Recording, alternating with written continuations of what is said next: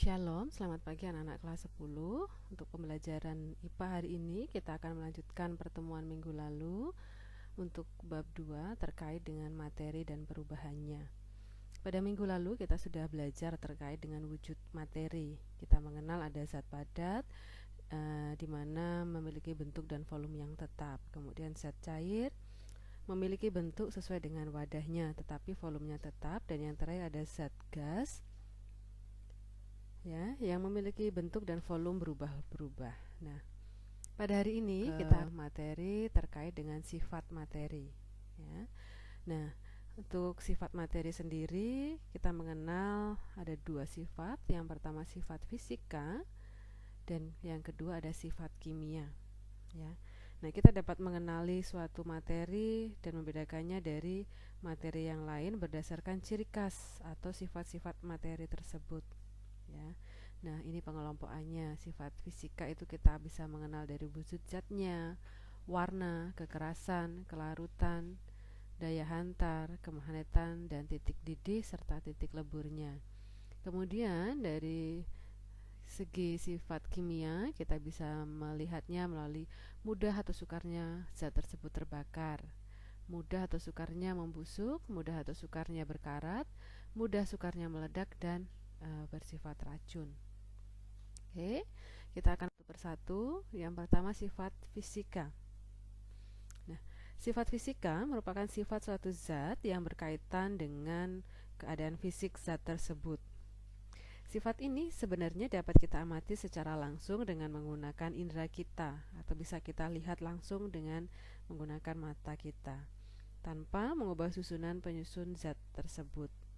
Beberapa sifat fisika itu yang pertama ya, ada wujud zatnya ya.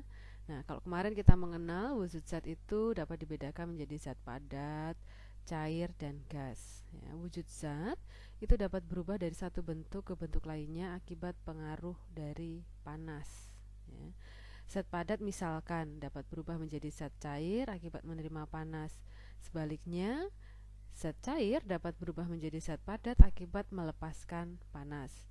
Zat padat memiliki partikel yang tersusun rapat sehingga gaya tarik-menarik yang kuat serta partikelnya tetap pada tempatnya.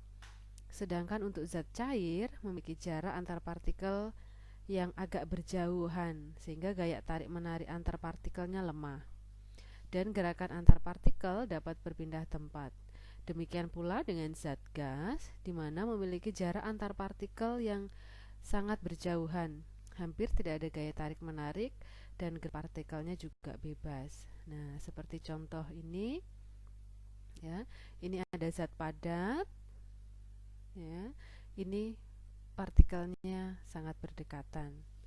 Kemudian ini zat cair dan zat gas ya. Kemudian yang kedua ada dari warnanya ya. Warna zat dapat diamati secara langsung. Warna ini akan menjadi ciri khas suatu zat dan dapat diamati secara langsung.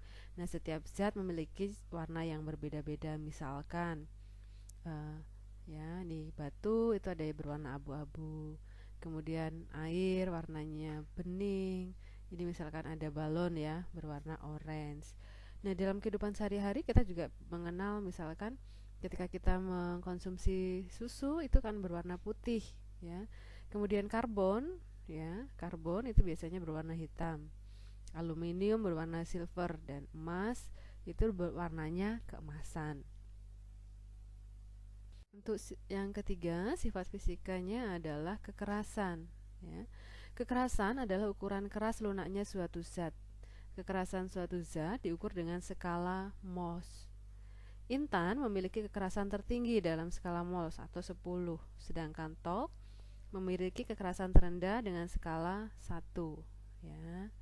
Ini ada tingkat kekerasan relatif mineral menurut skala Mohs ya.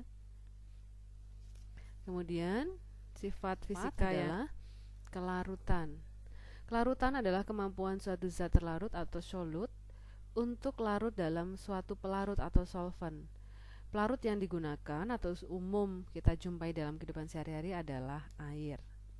Nah, ini contoh larutan ya. Nah, tidak semua zat itu dapat terlarut atau menjadi zat pelarut. Misalkan garam dapat larut di dalam air, tetapi kopi, kalau kita amati ketika kita membuat kopi, tidak dapat larut di dalam air. Nah, kelarutan itu tergantung pada suhu, derajat, keasaman, dan jenis pelarutnya. Dan untuk sifat fisika yang berikutnya adalah daya hantar listrik. Setiap benda memiliki kemampuan menghantarkan listrik berbeda-beda.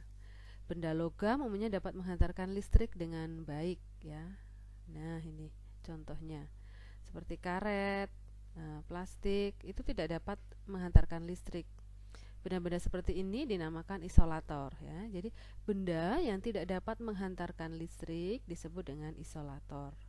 Nah, daya hantar listrik suatu zat dapat diamati dari gejala yang ditimbulkan. Misal, kawat tembaga dihubungkan dengan baterai dan sebuah lampu. Kemudian, ketika lampu itu menyala, ini berarti bisa menghantarkan listrik seperti contoh di sini, ya. Ini lampunya menyala, berarti ini bisa menghantarkan listrik.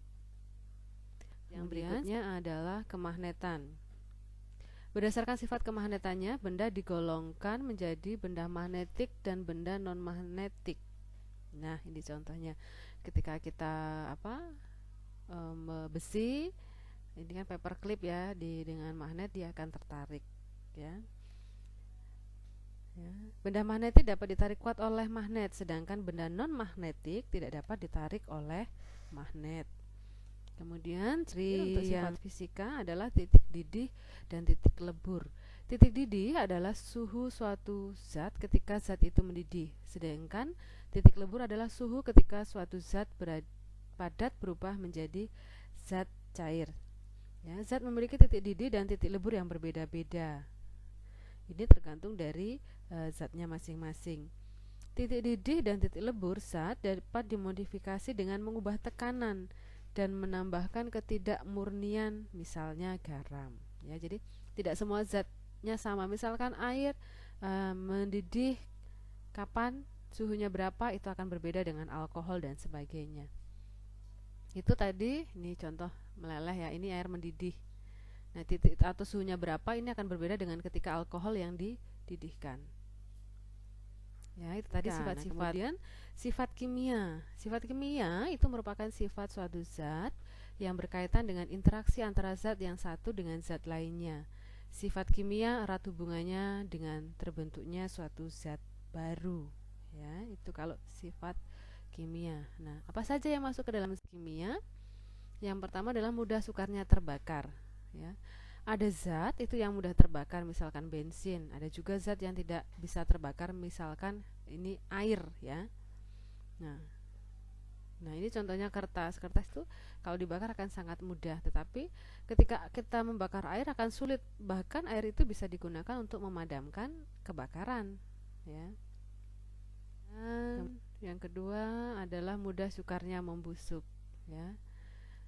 Reaksi kimia pada makanan atau minuman dapat menyebabkan pembusukan. Akibatnya, makanan tersebut berubah rasanya menjadi asam. Nah, kita akan sering menjumpai dalam kehidupan sehari-hari. Seperti contoh ini adalah roti yang sudah menjamur. Kalau kita misalkan beli roti, kemudian sudah lewat masa kadaluarsa, itu akan berubah warnanya, kemudian muncul jamur, ya. Ini karena adalah terjadi karena reaksi kimia, ya. Nah, ketika terjadi pembusukan, maka makanan itu teksturnya akan rusak, rasa dan gizinya juga akan hilang. Kemudian yang ketiga, reaksi atau sifat kimia adalah mudah sukarnya berkarat. Sifat kereaktifan suatu zat akan memicu terjadinya korosi, ya. Korosi itu apa? Korosi adalah terjadi karena logam mudah bereaksi dengan oksigen, air, dan zat-zat elektrolit seperti asam. Contohnya besi. Besi mudah sekali berkarat jika dibiarkan di udara terbuka.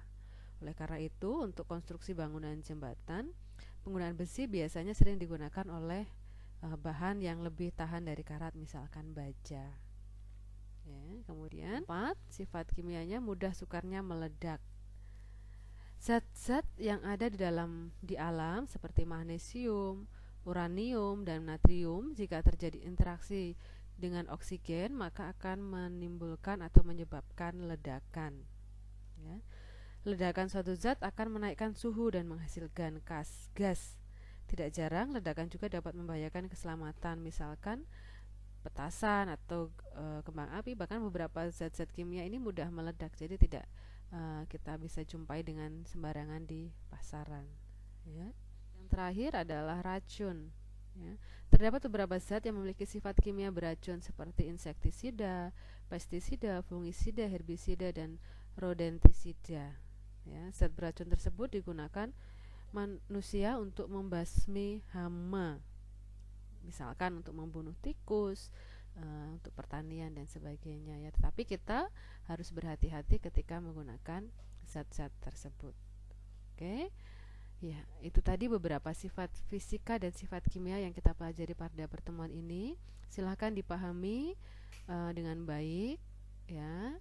Kemudian pelajari dengan sungguh-sungguh. Untuk pertemuan hari ini Ibu rasa cukup sampai di sini. Terima kasih untuk anak-anak semua. Tetap jaga kesehatan dengan mencuci tangan, kemudian menggunakan masker jika bepergian keluar, dan sering menjaga jarak. Ya, oke. Terima kasih anak-anak semua. Tuhan memberkati kita.